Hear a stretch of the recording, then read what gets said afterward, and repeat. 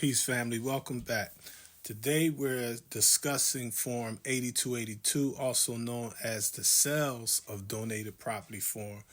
This form is critical for nonprofits, particularly those that have IRS recognition or 501c3 non-stock nonprofit recognition.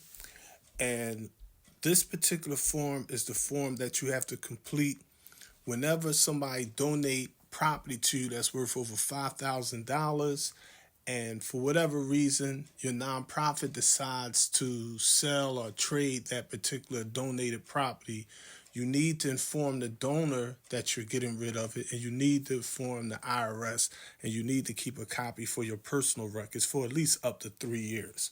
Okay, so let's get into this. This is Module 4 of Part 4, Form 8282, Sales of Donated Property. Now, Form 8282 is required when a nonprofit sells, exchanges, or disposes of a donated property that has a FMV or fair market value of over $5,000 within 3 years of receiving it. In plain language, family, if you received a car, a truck, or a house, or say a Rolex watch that's worth $7,000, or anything that's worth over $5,000, and you used it for your nonprofit for 3 years, after 3 years, you do not need to use IRS Form 8282 if you sell it. You could just sell it and use the money to help your nonprofit. However, if somebody donates something to you within that 3 year period and you decide to liquidate it, I'm going to give you a hypothetical. I know a client say they went down to the car dealer and they needed some trucks to help deliver food to the homeless.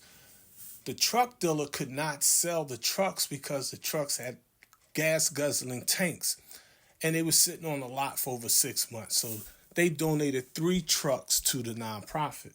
Now, the nonprofit really only needed 1 truck to pick up the food from like Wegmans.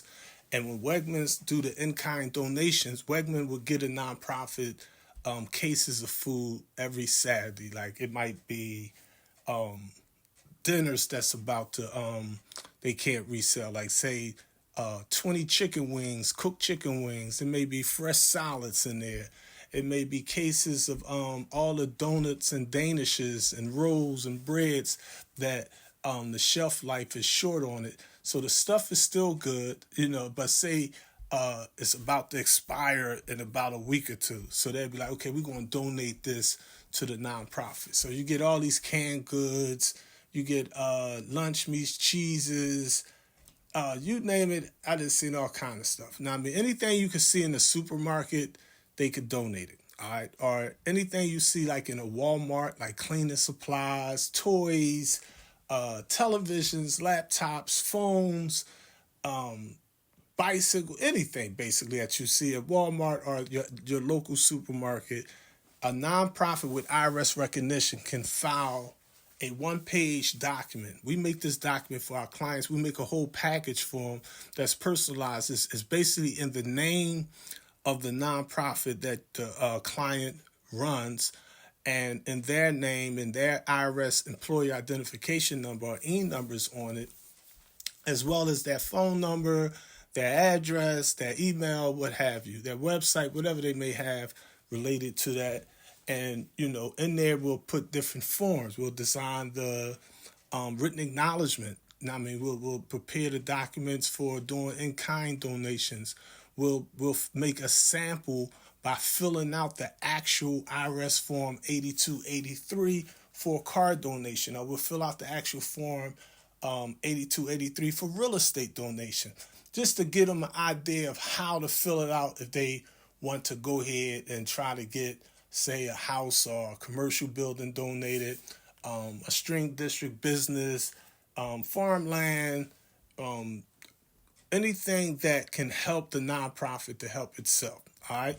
In the United States of America, a nonprofit IRS recognized 501c3 is considered a human being. Now, meaning that a nonprofit can be sued in a court of law, even though the CEO or the president or the minister or the board of directors, their personal assets can't be touched. Only the nonprofits can. And if, in the worst case scenario, the LLC or the S Corp or C Corp or B Corp or nonprofit can file bankruptcy if it needed to. If it could file Chapter 7 or Chapter 11. It could clear itself of debts. It can restructure its debts. So all the things that an average human being, a U.S. citizen, can do, basically a nonprofit can do also. So that's how it basically operates. I'm just giving you the gist of the idea. Know what I mean? And to simplify it, if someone donated something that's worth $5,000 or more dollars, like say they gave you a portrait, a painting that was worth $10,000, a vehicle, what have you. As the situation with one particular client was working, the client got 3 trucks donated, but they only needed 1 truck. So now they got 3 gas guzzlers. And, he explained to me, he said, listen, to fill this truck up, it takes a minimum of $75 just to this is not efficient like my car. I get over. He had a little car, but the car was too small to load all that food in from Wegmans. So his thing is like, I need the truck, but it's costing me. You know what I mean? So what we did, we simply filled out IRS form 8282, and we let the car dealers know, listen, we selling this truck because we need the money more than we need the vehicle. So in this particular situation, brand new, the truck was worth $40,000. He got the truck years later with miles on it, and it was used. So the make and the model of the year, the car basically was worth only $17,000. So the car dealer got the FMV, or fair market value, because we use a blue book. We use the blue book on a website called KBB.com. That's KellysBlueBook.com. So you go on Kelly's Blue Book and you put in the information about the car. You'd be like, what kind of truck is it? What kind of car is it? What kind of vehicle? What kind of vehicle is it? And Kelly's Blue Book is going to give you a range and say, okay, well, this vehicle is worth between no less than $15,000 and no more than $20,000. So we say, okay, we give a written acknowledgement for $17,000. All right, cool. IRS looked at that. Everything filled out properly. It's in the guidelines. It's according to Kelly's Blue Book. It meets the fair market value of the FMV. They send the car dealer their $17,000 U.S. Treasury check, or they let the car dealer write it off, meaning that if the written acknowledgement say it's for $17,000 and the car dealer owed $20,000 in taxes, then the IRS is like, okay, we're not going to give you $17,000 because you owe us $17,000. But since you owe us $20,000 in taxes this year, instead of paying us the $20,000, you only got to pay $3,000 in taxes. You get a tax write-off because you donated to client so-and-so who has a 501c3 non-stock nonprofit. So that's how that operates. That's the system behind the scenes. I mean, and since the vehicle is sold, the money that the nonprofit gets for selling it has to go on that 8282. So they basically explain, all right, we got the vehicle. The vehicle is worth $17,000. However, we need money more than we need the vehicle. We need to liquidate some of these assets so that we can operate things, So what we did was, instead of haggling with the price, just drove the truck down to another car dealer. We buy and sell new and used vehicles. We're like, okay, we got this truck. They look at the blue book value, be like, all right, well, the truck is worth about $17,000. All right, this is what we're going to do. They give you an offer. They say, I will give you $10,000. Like, nah, we need a little more. We need at least 15. Can't do 15. The best we could do is 12,000. All right, run that in. All right, boom. The nonprofit get a check for $12,000. They take that $12,000 check. They don't put it in their personal bank account. They put it in their nonprofit business account in the nonprofit's name. So now they got $12,000 in that TD bank account, but it's in the business name. So the debit card has the name of the nonprofit incorporated on it. That name might be underneath it. All right. They can take that debit card and withdraw cash right there. They could take out $1,000 if they need it. They can write checks. They can transfer money. They can pay their mortgage on the nonprofit.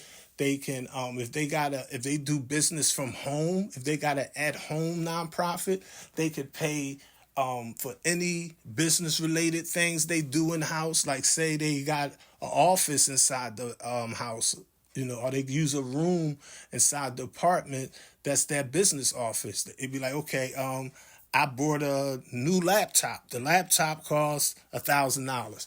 You pay for that laptop with the nonprofit money. You had to go from one city to another city to do something for your nonprofit. Cool. You use your nonprofit account to pay for the gas money. You use it to pay for your food. If you there 3 days, you use it to pay for your hotel bill. You got to eat food, breakfast, lunch, or dinner, whatever you do. 50% of that is tax deductible. You know what I mean? So any business related expenses, the IRS don't mind you going ahead and using the money from your nonprofit for that. They understand, like if you need a uniform, if you have to say get the truck fixed, if you had to pay tolls, you use your nonprofit money for all that. If you use your personal money, you want to make sure you write that off, keep your receipts, and get your personal money back. Because sometimes, you be so busy, all types of unexpected things come up with nonprofits. It's no limit to the scenarios. I done plenty of times I done seen where we may need a generator. We're doing a speaking engagement at the park or something, and be like, okay, look, we got to shoot down such and go down Home Depot and rent one of that generators because we got to plug up the mics to speak to the people and teach them, and they be like, all right, we need some equipment or whatever, tools, tablecloths. You may need cups and paper plates, whatever you need. You pay for it from that nonprofit account. So instead of having 3 trucks and you only need 1 truck, now you can liquidate one of them trucks. And you take the money from that truck and you use that money to pay your employers, to pay your bills. And you may be on a tip like, okay, we're going to sell the other truck and we're going to take that money and update our equipment. We're going to invest in social media. We're going to get some podcast mics or whatever the case may be. So that's how it works. And as long as you do it within 3 years, IRS Form 8282 is the form that you use to let the IRS know that you sold that property and the reason why you sold it. So let us recap on that timeline. Remember, if someone donated 3 trucks in this example, or this hypothetical scenario that I'm raising, if somebody donate 3 trucks to you, or they give you a $6,000 Rolex watch, or they donated a house that was appraised at $200,000, for example, and you use the building as a community center, say you promote common unity in the community, you use it for an office, you do your broadcast from there, your podcast from there, stuff like that, and you kept it for 3 years. After 3 years, if you wanted to sell it, you could just sell it and put the money in the nonprofit, the proceeds in the nonprofit. You do not need to file IRS Form 82 or 82 unless you're selling new property that was donated in the first, second, or third year of the contribution. That's the basic principle that I want to teach in this particular course here. Now, it's essential to remember that this form is meant to help the IRS track potential deductions. By filing Form 8282, your nonprofit ensures that the donors claim only the appropriate deductions.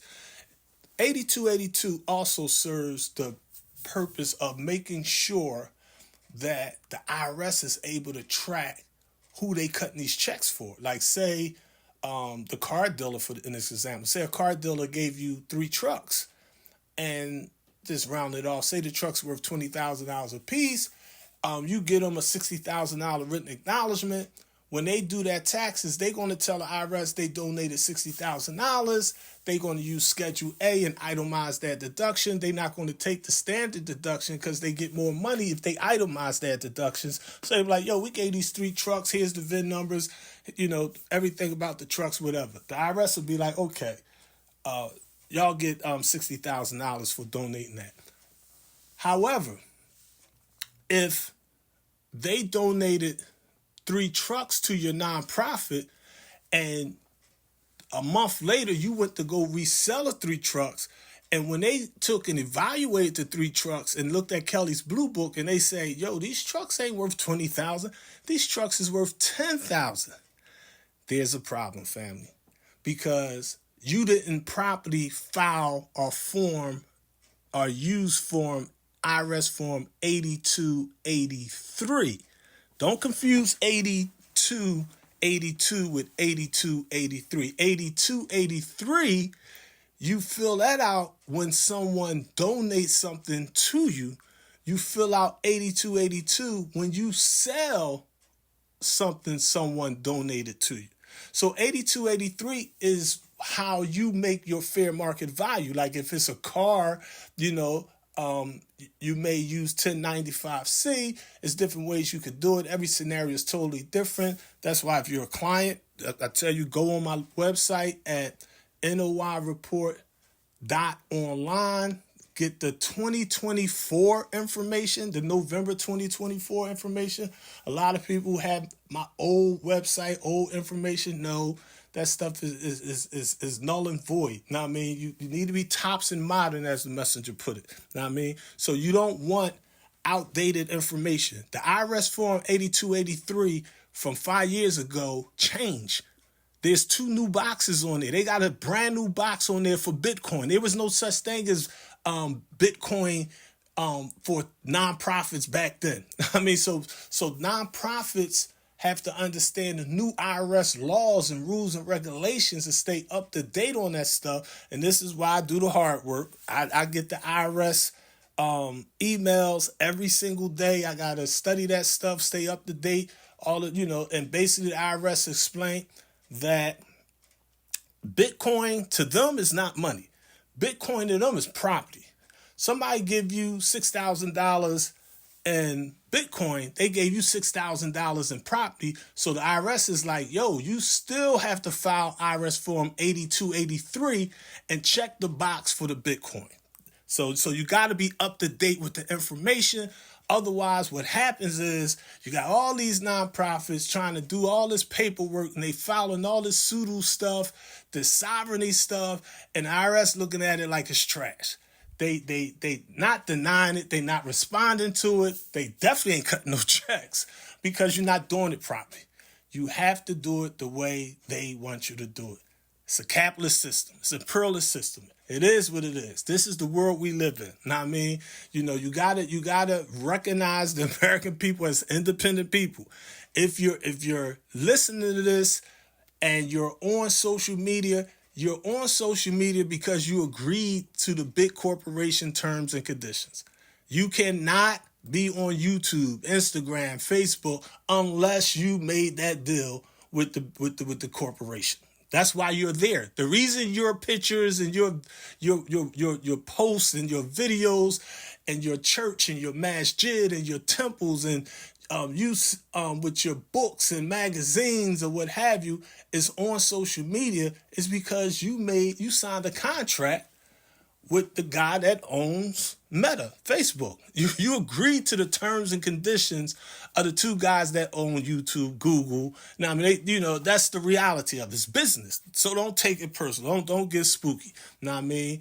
And likewise, when it comes to the IRS, they not going to let you come in with no sovereignty stuff.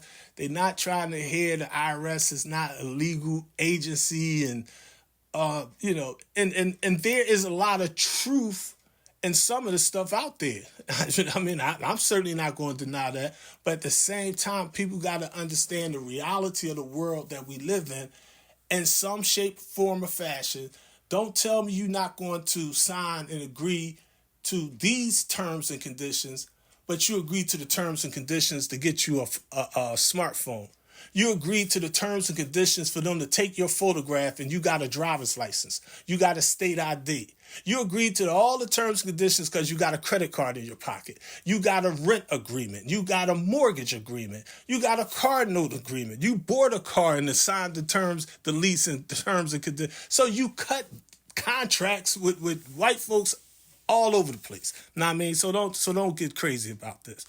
I'm trying to get you to understand the business side of this so that you could take and utilize it properly, and you extract wisdom and you extract benefits because you're doing for self. You understand the reality of the world you live in, and you're applying yourself. Instead of you waiting for things to happen, you're making things happen.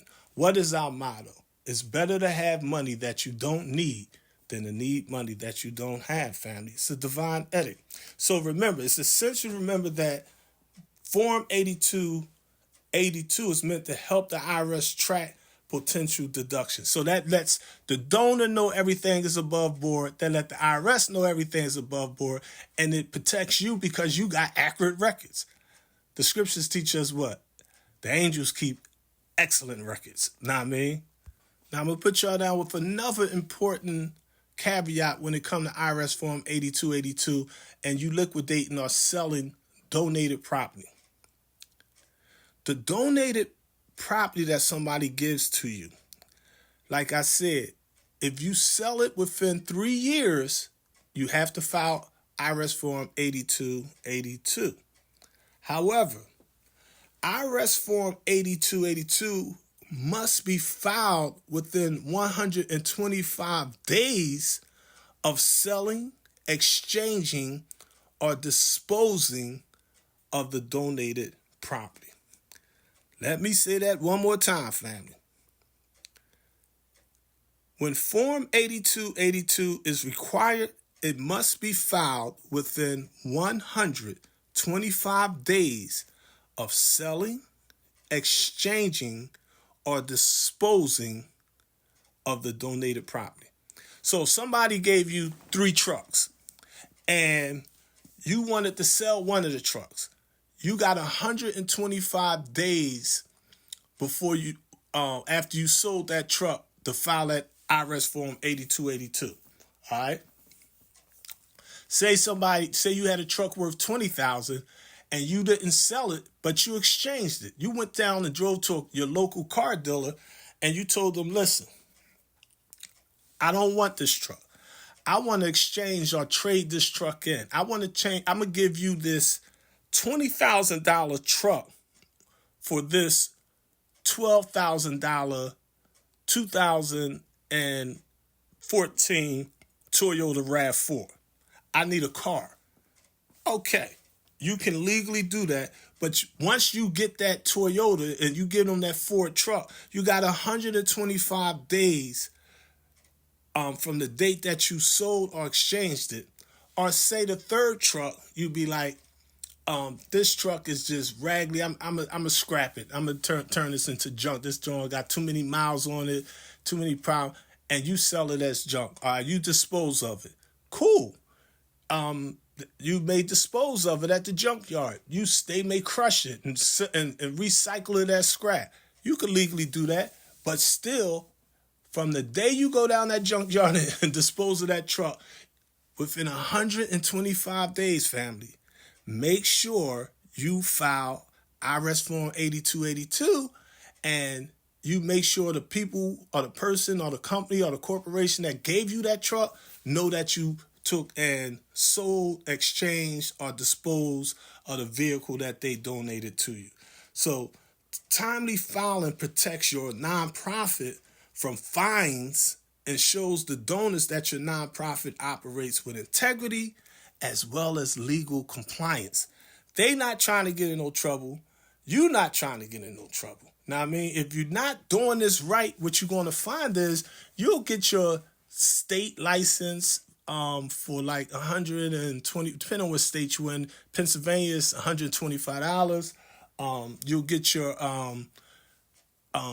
IRS recognition. The prices be changing, but the last I checked, this is November 2024. It's around $300. I believe it's like $275. You could go on irs.gov to see the exact. It fluctuates, but the last time I checked was $275, and you'll have your, you get your E number for free from the IRS. And, you're going to need your bylaws, your mission statements, and, it's a lot of other little documentation. If you're a client of ours, we do all that for you. I mean, but again, you would have to go on our website, noireport.online. But once everything is said and done, let's look at a sample of how to do IRS Form 8282. All right. I'm going to give you a basic steps to walk you through this. All right. You can download the form for free. Just go on irs.gov and look for IRS Form 8282. Get the PDF so that you can actually electronically on your laptop or computer, whatever, on your phone, fill it in yourself, just to play around with it. You should do different samples. Like our clients, we do two samples. We get them a sample filled out copy of how to do it if they say had a vehicle donated, and then we do a separate 8283 where we fill it out to give them a sample of if they had a house donated to them. Now, IRS Form 8282 is easy as 1, 2, 3. Literally, it's A, B, C. It's 3 sections. Part A, Section A, Section B, and Section C. In Section A, they basically want the general information about your nonprofit. That includes its name, address, EIN, and so forth. In Section B, they want details about the property you received, like a description, the date it was received, and how it was disposed of, if you sold it, if you traded it, if you lost it, whatever. Section C, they want information about the original donor. This includes the donor's name, the donor's address, and taxpayer's identification number, or if they're not a business, their social security number.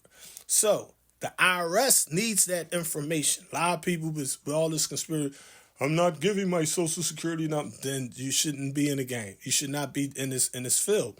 I mean, because the IRS is going to want disclosures that you're legally required. They'd be like, yo, if this person is saying you gave them a written acknowledgement for a house and they're saying the house was worth $200,000, you just want us to take your word for it?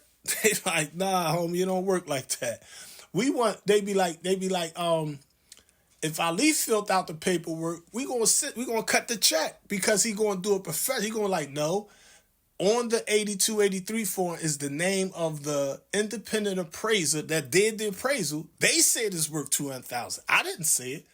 The CEO, the chief executive officer, the chief financial officer, the treasurer, they didn't say it's worth $200,000.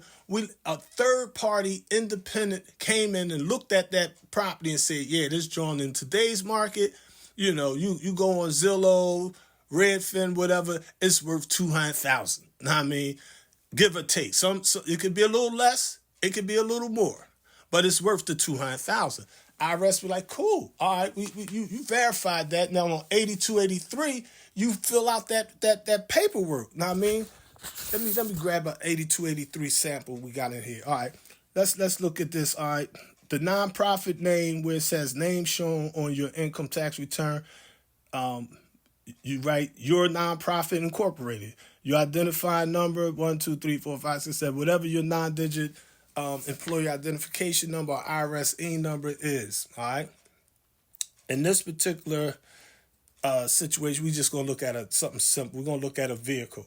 You go down to part one. It says vehicle. It says these are some of the things that somebody could donate. Section A, say they donated art, a contribution of $20,000 or more, a qualified conservation contribution, certified historic structure. Keep in mind, you can have a log cabin that used to be owned by Abraham Lincoln, and they'd be like, this old raggedy log cabin in the woods is worth $40 million because it was formerly owned by the president. I mean, so it's all kind of, you could have a car, you could have a Honda Civic, and it could have 70,000 miles on it. And you could do an 8283 form to say this car is worth $1 million. They'd be like, $1 million? Why? This car was owned by Elvis Presley. See the attached certification. They'd be like, oh, okay, we'll cut that check. So as long as it's something that's legal, rational, justified, that's how that mathematically goes. You can donate other real estate, equipment, securities. You could do stocks and bonds, collectibles, intellectual properties such as Bitcoin, vehicles. That includes not just cars and trucks, but motorcycles and dirt bikes and speedboats and rowing boats and rafts and yachts and helicopters and jets and private planes, okay? Clothing and household items, digital assets, you could sell an ebook. You can even donate other, you know what I mean? So you could go down Jacob the Jeweler, say your nonprofit promotes education, and you tell Jacob the Jeweler, the top 3 students that's going to graduate this year, you want to give them each a diamond platinum necklace with a graduation cap on it. I mean, whoever get the best grade is going to get. And his thing be like, okay, I'll design it, I'll make it. He'd be like, my appraisal on my side to certify them diamonds and all that. These 3 necklaces are worth $300,000. You'd be like, cool.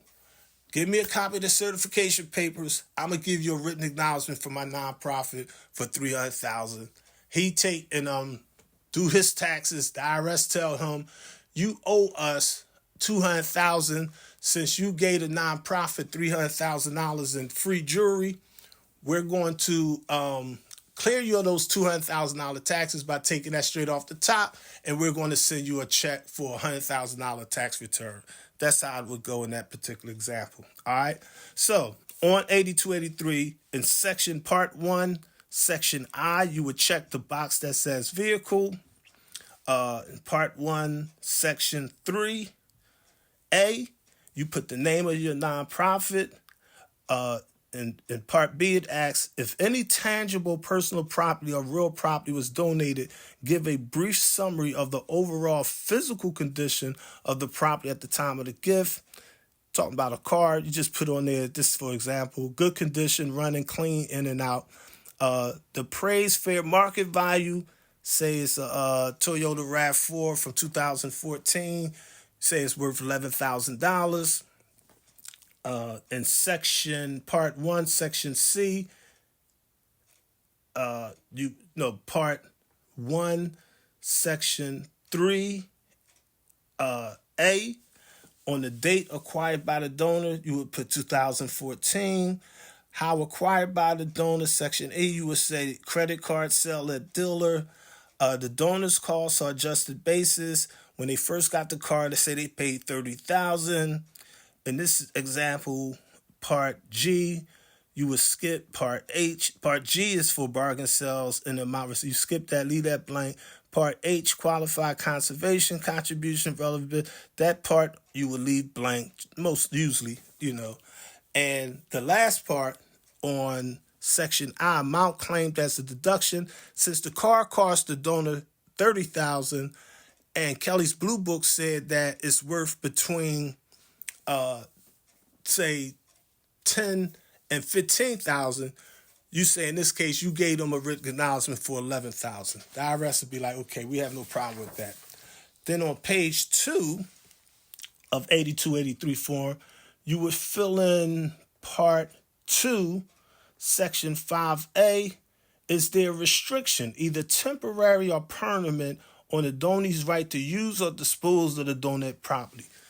Generally, no, but it can be. A person could say, well, look, I'm donating this school building to your nonprofit, but I want it to be a boys' school because my son passed from cancer and he never got a chance to graduate. So I like to see young boys get that education.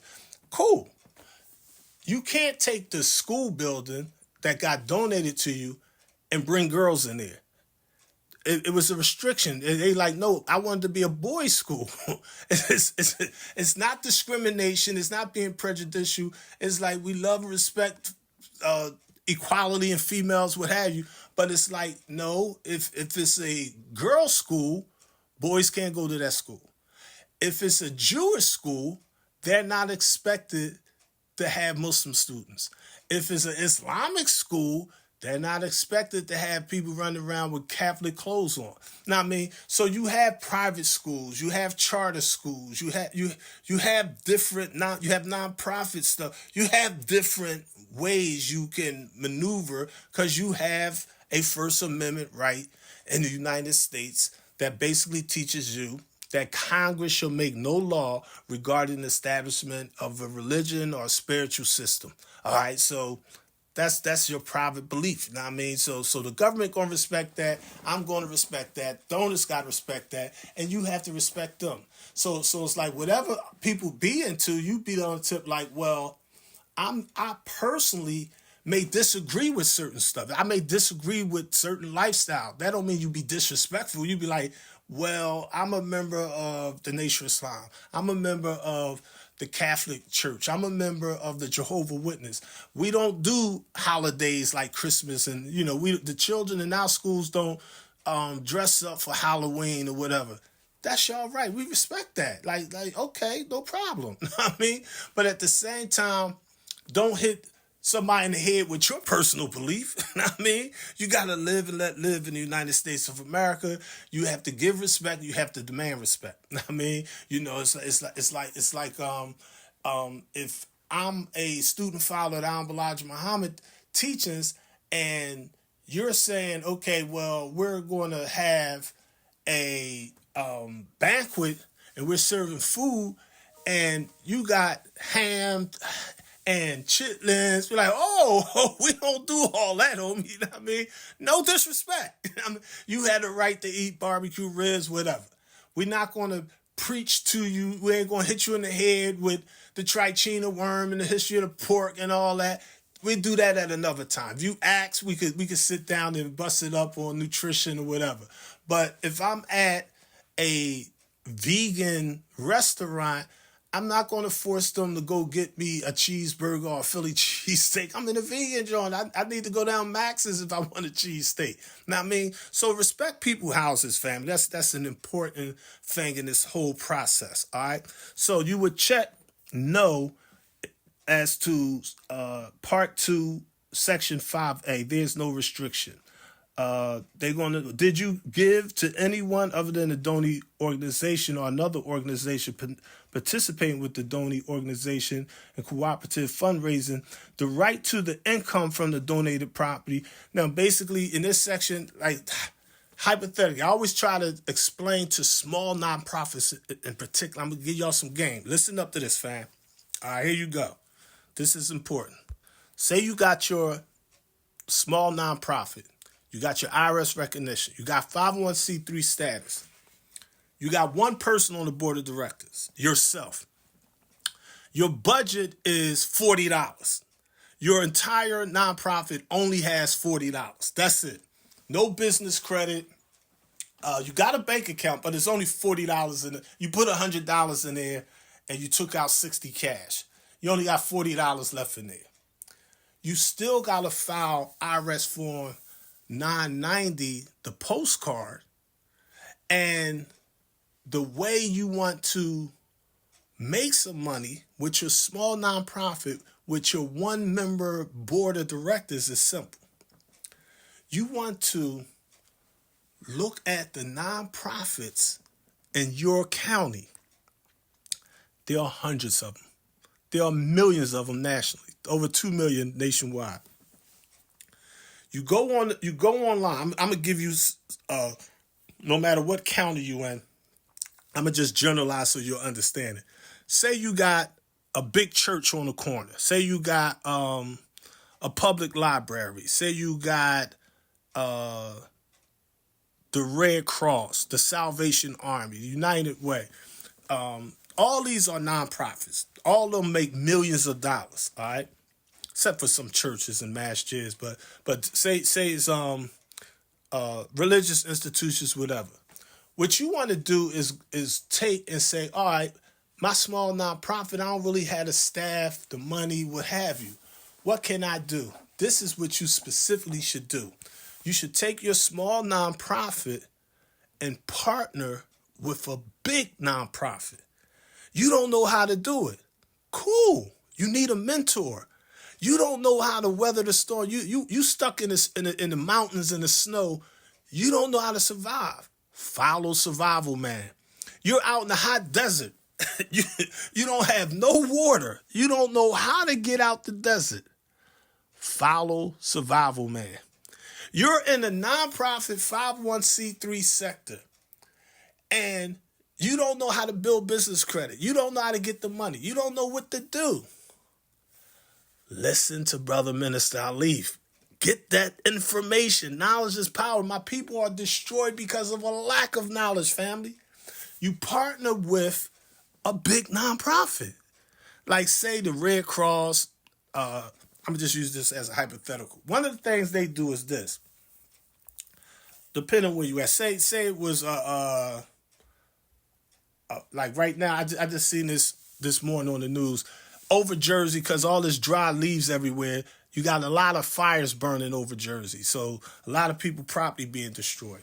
Say you had places that was flooded, places that got a tornado, a hurricane, whatever, wars. You know what I mean?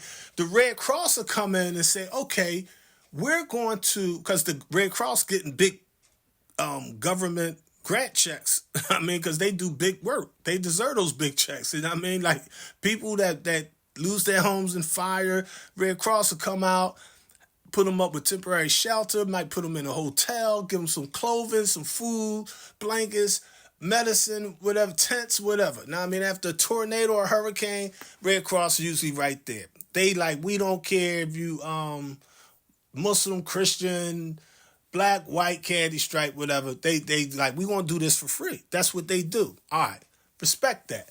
So your nonprofit say, okay, what I'll do is I'm gonna go on that website and partner up with them.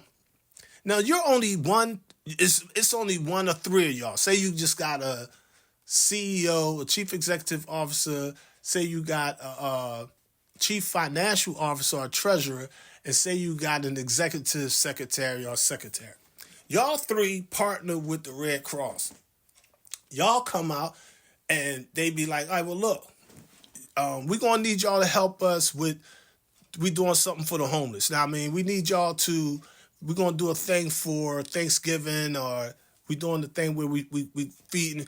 Y'all can help by setting up the tables. Y'all can help with serving the food. You serve the mashed potatoes. The other person serve the string beans. Somebody else serving the turkey. Somebody else helping to clean up. Somebody else passing out flyers. Somebody else going around letting the homeless know, like, yo, we got some free food over here for y'all. Somebody else driving the truck. Somebody else taking platters around. Whatever. People need help. We help people to help themselves. Don't be on no high horse thinking you better than somebody. Now, I mean, I don't come in talking about, they be like, how you doing? What's your name? I don't be like, my name, Brother Minister, I'm the CEO. I be like, my name, Brother Alif. I mean, you know, and it's like, you know, I get in where I fit in. Like, yo, what you need me to do? Want me to mop the floor? I know how to paint. I know how to do roofing, plumbing, electrical work. You know what I mean? I can vacuum. You know what I mean? I could cook. You know what I mean? I can serve the food, too. I wash the dishes. I'll take out the trash. You know what I mean? You know, I sit at the board. I sit around the round table and give y'all some $1 million ideas. You know what I mean? Whatever. You know what I mean? You know, you just do your part But in partnering with these big nonprofits, now when they get that big checks, they be like, okay, well, we got $8 million, $80 million in grant money. But they be like, okay, since your nonprofit helped out, we're going to give your nonprofit $8,000. All you did was come out for a day or two with your nonprofit, but we appreciate it. And anytime you want to come out, just contact. You get on the permanent list or whatever. Know what I mean? And it takes money to make money in America. But now you in a position, now you see how it works. Now you say, oh, okay, that's okay. The SAM's numbers, the System for Awards Management, that's okay. Oh, I need to get this cage number in my email. Then I could get government contracts. And when the government cuts the check for $100,000, I could take and hire a professional company and have them subcontract and let them do the work. I don't do nothing with my nonprofit, but I take the government money, get them $70,000, and my nonprofit make $30,000. This is how nonprofits around the United States of America is operating, family. Now, I mean, we just don't understand the game and how this thing works. Now, I mean, so you check basically in IRS Form 8283, Part 2, Section 5A, B, and C. Just check all those no. Generally, I would say check them out. And the last part, Part 5, the donee acknowledgement, don't forget to check. It asks, does the organization intend to use the property for unrelated use? Generally, just check no. Keep it simple, all right? Name of the charitable organization, you just put your nonprofit incorporated name, employer identification number, you put your digits right there. The address is the address to your nonprofit. You put your personal signature under there or somebody from your board of directors that's qualified to sign for the nonprofit. They sign it right there. You put the city or town, state, and zip code right there. Your title, whether it's minister, chief finance officer, president, founder, what have you. And you put the day's date on there so that the IRS will see that you just properly filled out everything. Know what I mean? So that's how you mathematically would do that, family. And if you do it the way they want you to do it, it's not a scam, it's not sorry, it's not. This is how businesses operate. This is how nonprofits operate. This is how nonprofits should be operating. This is how you make things happen instead of waiting for things to happen. Now I want to segue back to this IRS Form 8282. When it comes to reselling the donated vehicles and real estate or property worth over $5,000, there are some best practices to keep in mind. I'm going to give you 4 basics. Number 1, document all transactions and interactions. Keep thorough records of all communications with donors and buyers. This ensures transparency and provides backup in case of an audit. Now, you could take your phone. I literally take my phone and take a picture of the screen, or I screenshot an email or whatever and just make a hard copy. And I got binders. And what I do is I'll take whatever client it is, their name, their contact information, what year it is, just write that on the outside of that folder. You could go, I'm going to give you a hack. You could just go down to the post office and get you some large post office envelopes. I mean, say you get a stack of them. Just go down to Dollar Tree and get you a pack for $1.25. Get you like 5 or 6 legal envelopes and keep all the paperwork in one place. At the Dollar Tree, Walmart, what have you, you could buy cheap, big plastic binders. Know what I mean? You keep all your folders in there, 2024, your 2023, whatever. Know what I mean? And you just put the stuff in there. Now, one of the things that I had to learn the hard way is time is money. And the problem is, if I got a client that paid me $300, if I got a client that gave me $500 to do their work, and I'm trying to help you do your work for free, I can't have this paid client over here waiting in the Wednesday like he or she like, yo, I gave you 500. You know what I mean? So I got to take care of that business. You know what I mean? So my thing is I'm going to always do extra stuff. You know what I mean? Always do extra stuff. But I can't be an enabler where I'm trying to save everybody. It's just realistically it's not feasible. You know what I mean? It'll give you a heart attack, a stroke. It'll literally kill you. You know what I mean? So you gotta understand, time is money. You know what I mean? If you're dealing with social media